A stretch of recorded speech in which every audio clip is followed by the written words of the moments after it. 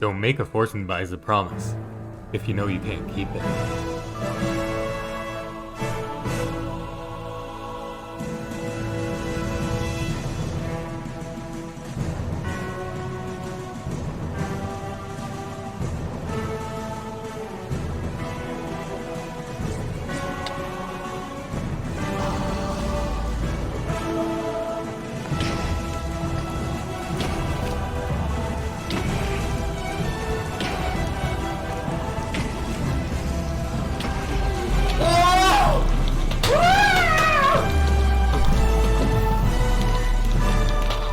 Zoomers LULW checkmated the juicers.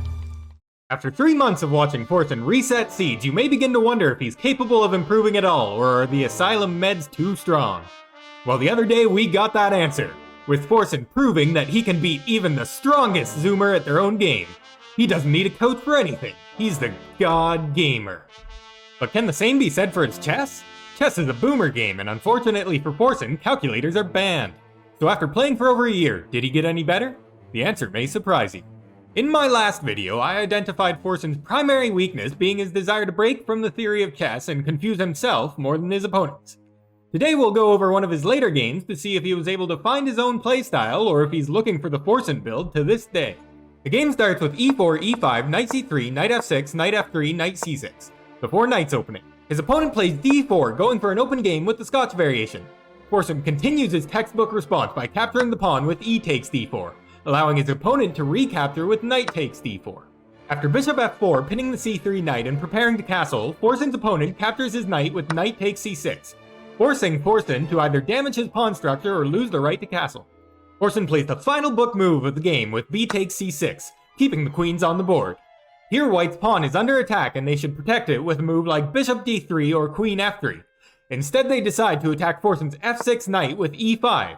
This allows Forsen to pin the pawn to the king with queen e7, threatening to take the overextended pawn with check. His opponent defends the pawn with f4, a move Forsen instantly capitalizes on by attacking the pinned c3 knight, and opening up the newly exposed diagonal with knight e4. His opponent has no good choice but to defend the knight with queen. Okay, but we have to first get this out of the way. Alright.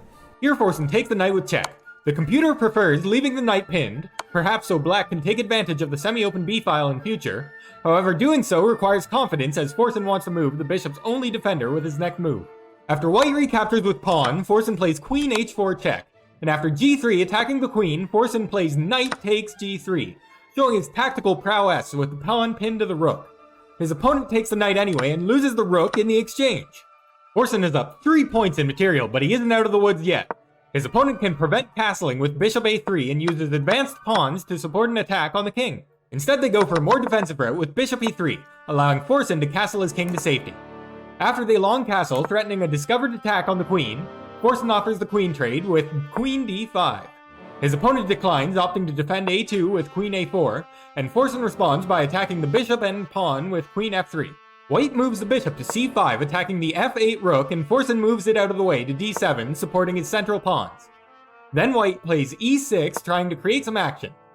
Forsen captures with f takes e6, and White plays bishop c4, removing the bishop from the queen's line of attack and threatening bishop takes e6, where Forsen cannot recapture. Forsen opts to unpin the pawn with bishop b7, protecting the rook. His opponent retreats their bishop to d3, giving Forsen the tempo he needs to take the g3 pawn. The computer does not like this move because a bishop sacrifice creates an attack on the king that eventually regains material. But this isn't a Grandmaster game, and his opponent certainly cannot calculate a potential sacrifice that deep. Instead they attempt a similar attack with queen d4. Forsen calls their bluff and plays d6, attacking the bishop. And after rook g1 pinning the queen to the g7 pawn, Forsen makes a critical error. Yeah, I see you. I see you. And I raise you one of these. He almost finds the correct idea, counterattacking the queen with e5. But he needed to counterattack instead with d takes c5, and we will see why. After f takes e5, d takes e5, White has a critical move that wins the game on the spot. This is fine. This is not fine, Forsen.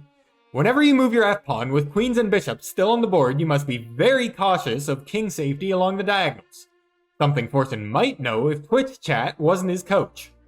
Here white can play queen c4 check, stepping the queen out of the attack and forcing Forsen to block the check, winning the queen and leading to an unstoppable mate in 10. Fortunately for Forsen, his opponent is probably one of his chatters, and they try to set up a different checkmate with queen e4, allowing Forsen to trade queens after queen f4 check.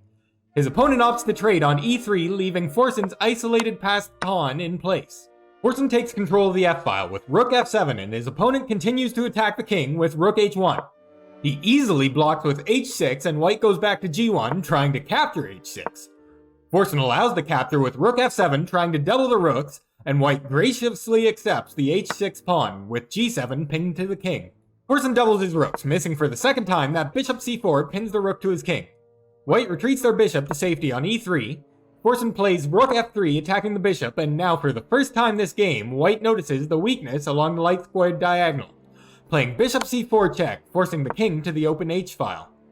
Here Forsen is low on time, having spent too much time arguing with chat, and he needs to focus on not getting accidentally mated.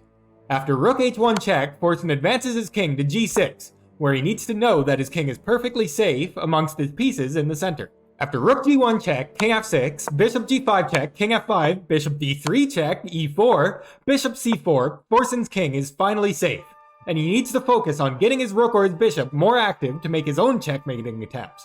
He opts to play c5, opening up the bishop, and white attacks the f8 rook with bishop e7. Here Forsen succumbs to time pressure and plays rook f7, not seeing that it is covered by the bishop. His opponent spends 6 seconds not capturing the hanging rook and taking c5 instead, and Forsen takes on c3, seeing the potential x-ray on the bishops. Unfortunately, after rook f1 check, when Forsen tries to defend the rook, white now captures it with bishop. Forsen tries to hide the king on h7 and blunders checkmate with almost no time left to go.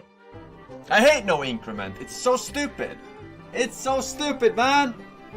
In this game, Forsen demonstrated that he is finally willing to take the time to look for good positional play, finding some critical moves in both the opening and middle game.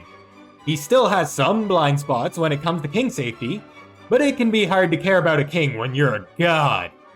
In the end, he lost due to time pressure, being more used to time formats with increment, but that is more of a factor of experience rather than flaws in the playstyle.